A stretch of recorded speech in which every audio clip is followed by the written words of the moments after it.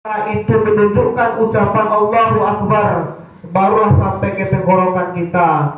Maknanya belum menjiwai setiap langkah kita. Kita masih menganggap ada yang lebih besar dari Allah Subhanahu wa taala. Nauzubillahi min zalik. Mestinya harta yang kita miliki, kekuatan dan kekuasaan yang kita punyai, semua diarahkan sesuai dengan ajaran Islam untuk menggapai ridho dari Allah Subhanahu wa taala. Allahu Akbar, Allahu Akbar, Allahu Akbar walillahil hamd. Allah Subhanahu wa taala selalu mengaitkan hari raya umat Islam dengan ibadah fardu yang dilakukan sebelumnya. Idul Fitri didahului dengan ibadah puasa Ramadan. Setelah selesai menahan lapar dan dahaga, meninggalkan makan dan minum, dan menahan syahwat semata-mata karena Allah Subhanahu wa taala. Kemudian Allah Subhanahu wa taala datangkan Idul Fitri sebagai hadiah. Sedangkan Idul Adha diawali dengan ibadah haji setelah selesai melaksanakan wukuf di padang Arafah. Dalam melaksanakan ibadah haji, semua menanggalkan gemerlap perhiasan dunia, mengenakan pakaian putih yang serba putih seperti kain kafan. Tidak ada perbedaan antara dewasa dan anak-anak, antara si kaya dan si miskin, antara pejabat dan rakyat jelata. Semua mengenakan pakaian yang sama di hadapan Allah Subhanahu wa taala.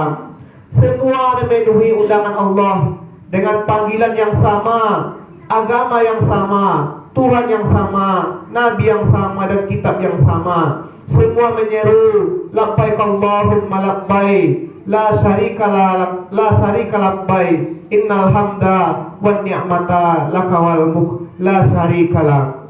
Pada titik ini semua sadar bahwa di hadapan Allah Subhanahu wa taala semua adalah sama. Yang membedakan hanyalah kualitas ketakwaan masing-masing. Sebagaimana firman Allah Subhanahu wa taala dalam Al-Qur'an surah Al-Hujurat ayat 13, inna akramakum innallahi atqakum. Sesungguhnya yang paling mulia di antara kamu di sisi Allah Subhanahu wa taala adalah orang-orang yang paling bertakwa. Allahu Akbar, Allahu Akbar, Allahu Akbar walillahil hamd. Jamaah salat Idul Adha rahimakumullah.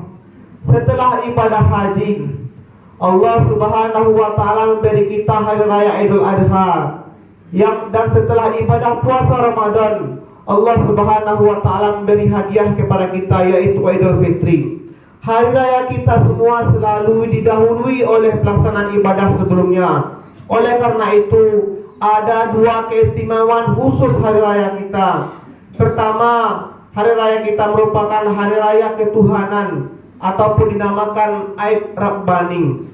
Aid tidak bermakna lepas dari segala aturan syariat, juga bukan bermakna memutuskan hubungan dengan Allah Subhanahu wa taala, tetapi merupakan momentum untuk menyambung hubungan baik dengan Allah Subhanahu wa taala, Sang Pencipta alam semesta.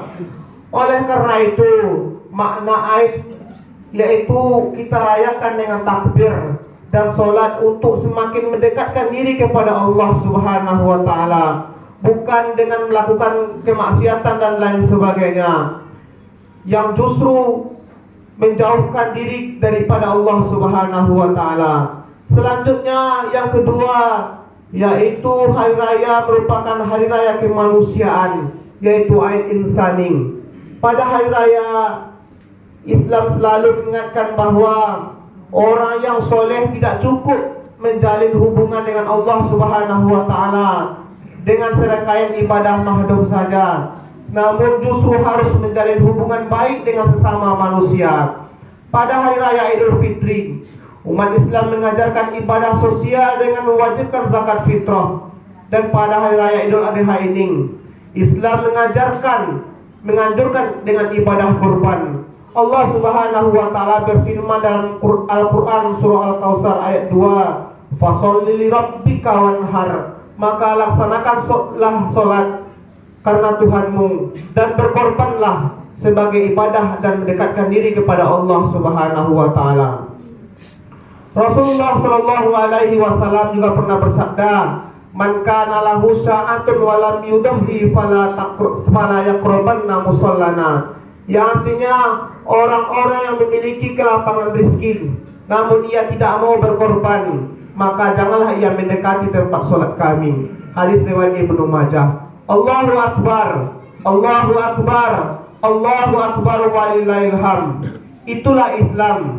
Islam bukan hanya ketika engkau makan enak sendiri tanpa peduli orang lain dalam keadaan lapar. Bukan pula ketika engkau berumah megah namun tetanggamu kehujanan karena bocor dan tak mampu memperbaikinya. Islam tidaklah seperti itu. Rasulullah Shallallahu Alaihi Wasallam pernah bersabda di dalam sebuah hadisnya, yang artinya bukanlah mukmin yang sempurna seseorang yang bisa tertidur lelap dalam kondisi kenyang, sementara ia tahu tetangganya dalam keadaan kelaparan. Allahu Akbar, Allahu